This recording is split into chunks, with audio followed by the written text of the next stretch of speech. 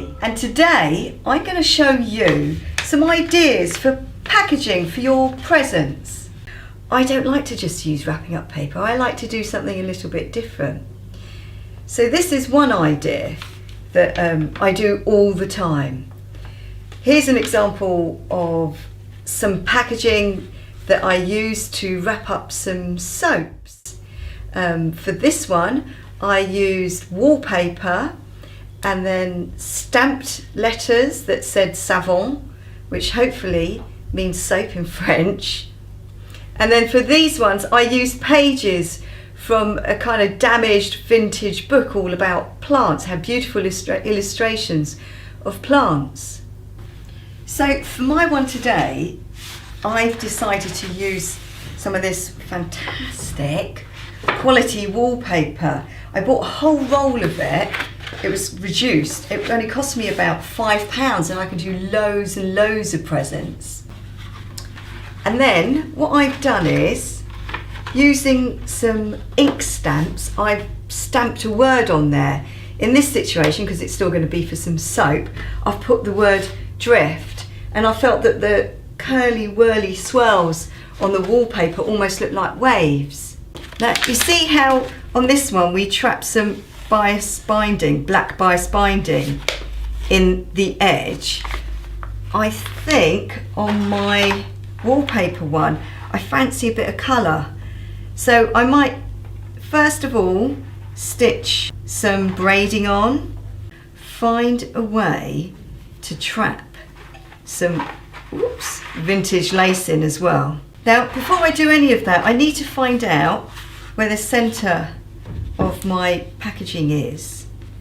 So I've marked it there with a pencil because I'm going to put one of these labels, these woven labels, onto the back. So I'm going to find the centre of the back, because it wouldn't look very good if I put it ski-whiffy, although you could have it going up at the side, yeah. Trim it right to the edge. I'm not going to fold back the edge of my labels. And then I'm just going to put a bit of glue on the back, just any old kiddie glue, onto the back of where I want it to go, and then stick it into place like that. And then we're going to stitch it on, because I think it makes it look more special when it's stitched on. Now I did and ah with changing the thread on my sewing machine, but you know what, I would, because I think it would look a lot more classy if you use the same colour thread as the actual label. Now I don't know about you, but I think it's such a pleasure sewing on paper, and it's a great thing for kids to do. So we're using a straight stitch. We're just going to sew up the side, make sure the needle's in, lift up the foot, go down. It's just so lovely to sew through the paper. So go down on the other side and then across the bottom. Now ordering these labels, they only take about a week to come, and you can have any words that you want.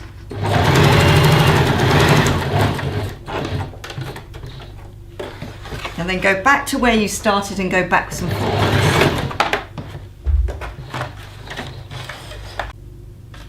You can see why we marked it out, because when you fold back your packaging, it is quite important that it falls in the middle. But like I said, if you're worried about it, then have your label going up the side.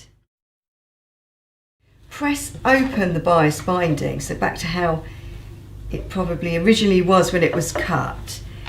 So just give it a good old press.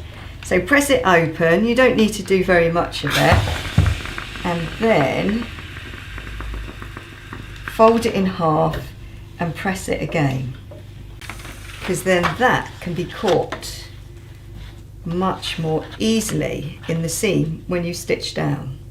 Also, if you're using any other things that you're using, press those as well, because you want to make them as much like flat paper as possible, because it will make it easier to work with. So I did have some vintage lace. Actually, I think this is really special vintage lace actually. It feels like handmade silk lace. So give that a press as well, because that will make that easier to work with. And then have a look and see how you might build up the braidings to create a look. Right, well I've made my decision and it's a bit simpler than what I was going to do before. So I'm going to have lace going on at the back, so I just need to stick it down with this glue, whoops, first. Don't put too much on. And then I'm going to have my lace sticking out just a bit like that. And then on top of that, I'll just put another little bit of glue just at the back. And I just want the bias binding, I know it sounds really fussy, to hardly peep out at all.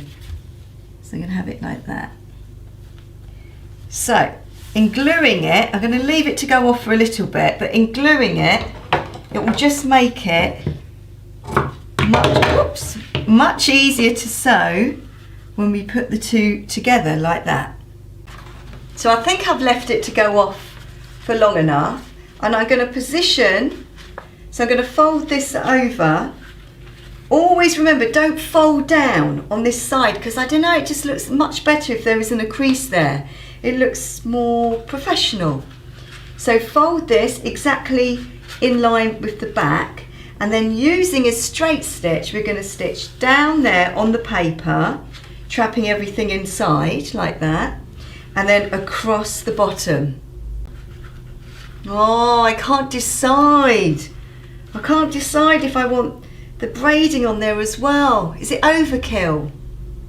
Oh, I think it is. Right, I'm going to stick to it like that. I've put my thread back to off-white. It is important that you sew in the correct colour. I think it is. I think it looks unprofessional when you don't use the right colour threads. So remember, don't create a fold on that side. Line everything up. I only want that bias binding to peep out. Woo! Backwards and forwards at the beginning. And you're going to go straight down. Now hopefully your glue has dried, because otherwise it's just going to cake all over that needle. And I'm going to stop about 2 mils from the bottom, I suppose, and then lift the needle, lift the foot, not the needle, and then come across the bottom. And then when you get to the end, backwards and forwards. And release. Now afterwards you have to cut off all your excess bias binding or lace. Now I am very happy with that. Look at the lace trapped in there and the purple bias binding. Now the next thing that you need to do is, using a hole punch exactly in the middle, you're going to hold them both together, get the hole punch exactly in the right place, and punch a hole in. Once you've punched a hole in the top, if you want the look of it being folded over, it is tricky with a regular hole punch to get all the way down there. So what I did was I just marked it with a pencil and pushed the pencil through, and then I put the split pin in like that and opened out the back. So it's not quite over yet, because what I like to do is I like to get a bit of the leftover wallpaper and make these little tags, and then I've frayed off some of this sacking fabric, and I make a little loop, put it through, so it's just like hanging a swing ticket. So I'll put the loop through like that, and then pull the ends out the other way, and then that's ready for me to tie onto my split pin. it's easier to tie it onto the split pin when the split pin's off. Now I have to say, usually I do make these packages for soap because I like to make my own soap. It's so easy. I do the hot melt method. You can find loads of videos for it, but if you want me to show you, just comment and I'll show you how to make your own homemade soap. It honestly takes about 15 minutes. And this one's an organic soap base, SLS free, and I've put bergamot and lemon in it. So I'm going to pop that inside like that. Sometimes I put a little message inside as well. And then I close it, so I close it at the back. I'm going to put my split pin through and open it at the back. Now I think that that is a pretty classy way of presenting your presents. Now you know that I would love to see examples of your packaging.